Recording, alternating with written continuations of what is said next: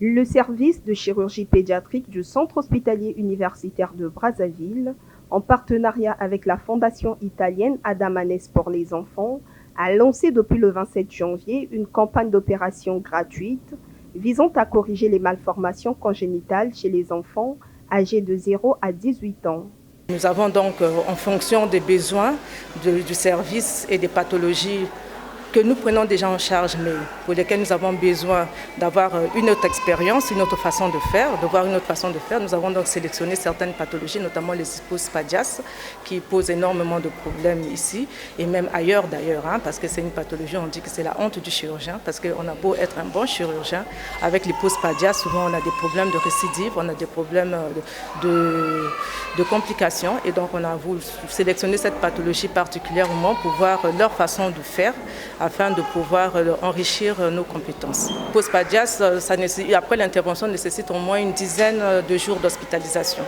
Donc, comme vous allez le voir tout à l'heure, les enfants ont été opérés et ont été hospitalisés pour une dizaine de jours. Pourquoi? Parce qu'après l'intervention, on met une sonde urinaire, le temps de la cicatrisation, qu'on obtienne un début de cicatrisation, et ce n'est qu'après qu'on peut enlever la sonde et sortir l'enfant de l'hôpital. Engagée dans la prise en charge des enfants atteints de malformations congénitales dans les pays à faibles ressources, la Fondation Adamanes joue un rôle clé dans cette campagne en renforçant le plateau technique et en mobilisant des spécialistes pour assurer la réussite de ces opérations chirurgicales. On a fait des missions en Éthiopie, au Soudan, en Haïti aussi et en Tanzanie. Et on a été aussi au Sénégal. Et maintenant, on est très heureux d'être ici parce que habituellement, on porte de la chirurgie pédiatrique plus spécialisée.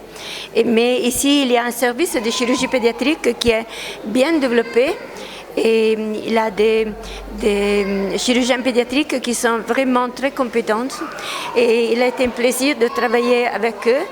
Et on a fait beaucoup des interventions, on a vu presque 30 enfants. On a vu beaucoup de cas vraiment difficiles qu'on a opérés. On ne peut pas opérer tout parce que chaque intervention demande presque 4 ou 5 heures.